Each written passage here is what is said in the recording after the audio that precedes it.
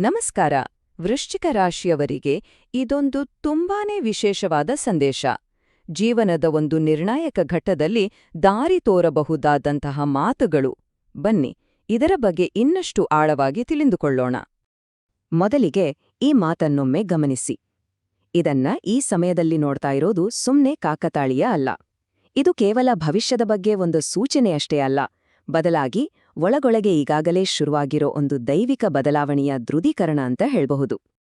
ಎಷ್ಟೋ ಸಲ ಮನ್ಸಲ್ಲಿ ಈ ಪ್ರಶ್ನೆ ಬಂದಿರುತ್ತೆ ಅಲ್ವಾ?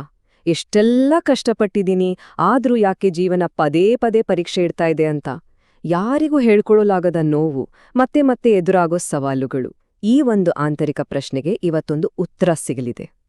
ಸರಿ, ಹಾಗಾದ್ರೆ ಮಾತಾಡೋಣ ವೃಶ್ಚಿಕ ರಾಶಿಯವರ ಆ ಮೌನ ಹೋರಾಟದ ಬಗ್ಗೆ. ಇದು ಹೊರಗಿನ ಜಗತ್ತಿಗೆ ಅಷ್ಟಾಗಿ ಕಾಣಿಸೋದಿಲ್ಲ, ಆದರೆ ಒಳಗೊಳಗೆ ನಿರಂತರವಾಗಿ ನಡೆಯೋ ಒಂದು ಯುದ್ಧದ ಹಾಗೆ. ವೃಶ್ಚಿಕ ರಾಶಿಯವರ ಸ್ವಭಾವವೇ ಹಾಗೆ. ತುಂಬಾನೇ ಆಳವಾದ ಭಾವನೆಗಳಿರುತ್ತೆ, ಜೊತೆಗೆ ಅಷ್ಟೇ ದೊಡ್ಡ ಮಟ್ಟದ ಆಂತರಿಕ ಶಕ್ತಿ ಕೂಡ. ಎಷ್ಟೇ ದೊಡ್ಡ ಪೆಟ್ಟು ಬಿದ್ರೂ ಹೊರಗಡೆ ಯಾರಿಗೂ ತೋರ್ಸ್ಕೊಳ್ದೆ ಮೌನವಾಗಿಯೇ ಅದನ್ನ ಎದುರಿಸ್ತಾರೆ.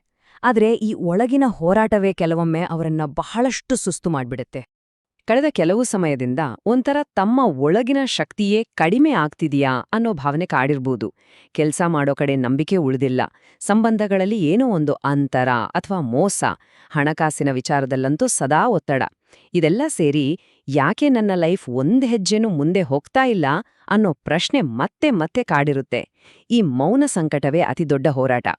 ಆದ್ರೆ ಈಗ ಎಲ್ಲವೂ ಬದಲಾಗೋ ಸಮಯ ಬಂದಿದೆ. ಮಕರ ಸಂಕ್ರಾಂತಿ ಅನ್ನೋದು ಕೇವಲ ಒಂದು ಹಬ್ಬ ಅಲ್ಲ, ಅದೊಂದು ದೈವಿಕ ತಿರುವು. ಹೌದು, ಸೂರ್ಯ ಧನುರಾಶಿಯಿಂದ ಮಕರ ರಾಶಿಗೆ ಬರೋ ಈ ಸಮಯವನ್ನೇ ಉತ್ತರಾಯಣ ಪುಣ್ಯಕಾಲ ಅಂತ ಕರೆಯೋದು.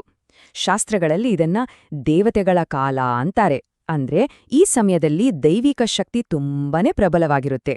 ಹಾಗಾಗಿ ಈ ಹೊತ್ತಿನಲ್ಲಿ ಮಾಡೋ ಸತ್ಕಾರ್ಯಗಳಿಗೆ ಹೆಚ್ಚಿನ ಫಲ ಸಿಗುತ್ತೆ.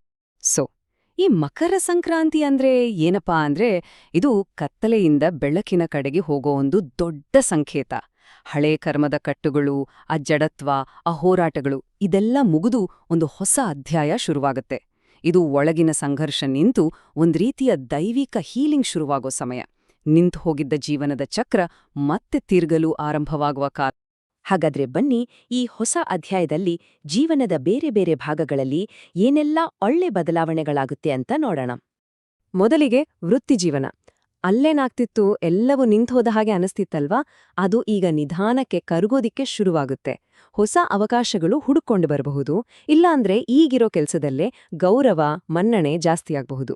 ಹಿಂದೆ ಪಟ್ಟ ಶ್ರಮಕ್ಕೆ ಈಗ ಪ್ರತಿಫಲ ಸಿಗೋ ಟೈಮ್ ಇದು. ಹಣಕಾಸಿನ ವಿಚಾರದಲ್ಲೂ ಅಷ್ಟೇ, ಒತ್ತಡ ಕಡಿಮೆಯಾಗಿ ದುಡ್ಡಿನ ಅರಿವು ಒಂದು ಸ್ಥಿರತೆಗೆ ಬರುತ್ತೆ.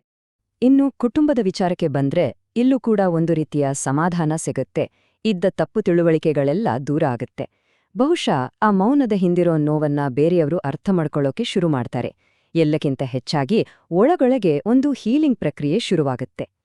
ಆಗ ಒಂದು ಅದ್ಭುತವಾದ ಅರಿವು ಮೂಡುತ್ತೆ. ಕ್ಷಮೆ ಅನ್ನೋದು ಸೋಲಲ್ಲ, ಅದೊಂದು ದೌರ್ಬಲ್ಯವೂ ಅಲ್ಲ. ಅದು ಕಳೆದು ಹೋಗಿದ್ದ ಆಂತರಿಕ ಶಕ್ತಿಯನ್ನ ಮತ್ತೆ ಗಳಿಸ್ಕೊಳ್ಳೋ ಒಂದು ದಾರಿ. ಅದು ಬಂಧನದಿಂದ ಮುಕ್ತಗೊಳಿಸೋ ಒಂದು ಮಾರ್ಗ. ಸರಿ, ಭವಿಷ್ಯ ಖಂಡಿತ ಚೆನ್ನಾಗಿದೆ. ಆದ್ರೆ ಈ ಹೊಸ ದಾರಿಯಲ್ಲಿ ನಡೆಯುವಾಗ ಕೆಲವು ಮಾರ್ಗದರ್ಶನಗಳು, ಕೆಲವು ಎಚ್ಚರಿಕೆಗಳು ಬೇಕೇ ಬೇಕು. ಇಲ್ಲಿ ಒಂದು ಮುಖ್ಯವಾದ ಎಚ್ಚರಿಕೆ ಇದೆ. ಹಿಂದೆ ಆದ ನೋವು, ಮೋಸದ ಅನುಭವಗಳು ಮನಸ್ಸಿನಲ್ಲಿ ಹಾಗೇ ಉಳಿದುಕೊಂಡಿರುತ್ತೆ. ಅದರ ಭಯದಿಂದ ಈಗ ಬರುವ ಒಳ್ಳೊಳ್ಳೆ ಅವಕಾಶಗಳನ್ನು ಕೂಡ ಸಂದೇಹದಿಂದ ನೋಡಿ ದೂರ ತಳ್ಳೋ ಸಾಧ್ಯತೆ ಇರುತ್ತೆ. ಹಳೇ ಗಾಯಗಳು ಹೊಸ ಆರಂಭಕ್ಕೆ ಅಡ್ಡಿಯಾಗದಂತೆ ನೋಡ್ಕೋಬೇಕು. ಅದಕ್ಕೆ ಈ ಬ್ಯಾಲೆನ್ಸ್ ಅನ್ನೋದು ತುಂಬಾನೇ ಮುಖ್ಯ. ಹಿಂದೆ ಮಾಡಿದ ತಪ್ಪನ್ನ ಮತ್ತೆ ಮಾಡ್ಬಾರ್ದು. ಅಂದ್ರೆ ಎಲ್ಲರನ್ನೂ ಕಣ್ಣುಮುಚ್ಚಿ ನಂಬೋದು ಬೇಡ. ಹಾಗಂತ ಈಗಿನ ಭಯದಿಂದ ಎಲ್ಲರ ಮೇಲೂ ಅನುಮಾನ ಪಡೋದು ಬೇಡ. ಈ ಎರಡರ ನಡುವೆ ಒಂದು ಮಧ್ಯಮ ಮಾರ್ಗವನ್ನ ಹಿಡಿಬೇಕು. ಜಾಗೃತಿ ಇರ್ಲಿ, ಆದ್ರೆ ಭಯ ಬೇಡ. ಇನ್ನೂ 2 ವಿಚಾರಗಳನ್ನ ಪಾಲಿಸಿದ್ರೆ ತುಂಬಾನೇ ಒಳ್ಳೇದು. ಮೊದಲನೇದು, ಮಾತಿನ ಮೇಲೆ ಹಿಡಿತ. ಕೆಲವೊಮ್ಮೆ ನೋವಲ್ಲಿ ಆಡಿದ ಮಾತುಗಳು ಸಂಬಂಧಗಳನ್ನ ಶಾಶ್ವತವಾಗಿ ಹಾಳು ಮಾಡ್ಬಿಡಬಹುದು. ಎರಡನೇದು, ಎಲ್ಲವನ್ನೂ ಕಂಟ್ರೋಲ್ ಮಾಡ್ಬೇಕು ಅನ್ನೋ ಹಠವನ್ನ ಬಿಡೋದು. ಕೆಲವು ವಿಚಾರಗಳನ್ನ ಆ ದೈವ ಶಕ್ತಿಗೆ ಬಿಟ್ಟುಕೊಡ್ಬೇಕು, ಅದರ ಮೇಲೆ ನಂಬಿಕೆ ಇಡಬೇಕು. ಕೊನೆಯದಾಗಿ ಈ ಬದಲಾವಣೆಯ ಶಕ್ತಿಯನ್ನ ನಮ್ಮದಾಗಿಸ್ಕೊಳ್ಳೋಕೆ ಒಂದು ಸರಳವಾದ ಆದರೆ ತುಂಬಾನೇ ಪವರ್ಫುಲ್ ಆದ ದೈವಿಕ ಪರಿಹಾರವನ್ನ ನೋಡೋಣ. ಮಕರ ಸಂಕ್ರಾಂತಿಯಾದ ನಂತರ ಬರೋ ಮೊದಲ 7 ದಿನ ಈ ಸರಳ ವಿಧಿಯನ್ನ ಪಾಲಿಸಿದ್ರೆ ಸಾಕು. ಪ್ರತಿದಿನ ಬೆಳಿಗ್ಗೆ ಸೂರ್ಯೋದಯದ ಸಮಯದಲ್ಲೇ ಸೂರ್ಯನಿಗೆ ನೀರನ್ನಾರ್ಪಿಸಿ, ಮನಸ್ಸಲ್ಲೇ ನನ್ನ ಹಳೆ ನೋವೆಲ್ಲ ಕರಗ್ಹೋಗ್ಲಿ ಅಂತ ಪ್ರಾರ್ಥನೆ ಮಾಡ್ಕೊಳ್ಳಿ. ಸಂಜೆ ಮನೆಯಲ್ಲಿ ಒಂದು ದೀಪ ಹಚ್ಚಿ, ಇನ್ನು ಸಾಧ್ಯವಾದ್ರೆ ಅವಶ್ಯಕತೆ ಇರೋ ಯಾರಿಗಾದ್ರೂ ಸಹಾಯ ಮಾಡಿ. ಇದಕ್ಕೆ ದೊಡ್ಡ ಮಂತ್ರತಂತ್ರ ಏನೂ ಬೇಡ, ಮನಸ್ಸಲ್ಲಿ ಶ್ರದ್ಧೆ ಇದ್ರೆ ಸಾಕು. ಕೊನೆಯದಾಗಿ ಈ ಮಾತುಗಳನ್ನ ಸ್ವೀಕರಿಸಿ. ಇಷ್ಟು ದಿನ ಅನುಭವಿಸಿದ ಆ ನೋವೇ ಮುಂದಿನ ದಿನಗಳಲ್ಲಿ ಅತಿದೊಡ್ಡ ಶಕ್ತಿಯಾಗಿ ಬದಲಾಗಲಿ. ಪಟ್ಟ ಪ್ರತಿಯೊಂದು ಶ್ರಮಕ್ಕೂ ತಕ್ಕ ಫಲ ಸಿಗಲಿ.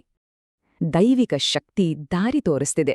ಈ ಹೊಸ ಅಧ್ಯಾಯವನ್ನ ತೆರೆದ ಮನಸ್ಸಿನಿಂದ, ಧೈರ್ಯದಿಂದ ಸ್ವಾಗತಿಸುವ ಸಮಯವಿದು. ಎಲ್ಲರಿಗೂ ಒಳ್ಳೆಯದಾಗಲಿ. ಧನ್ಯವಾದಗಳು.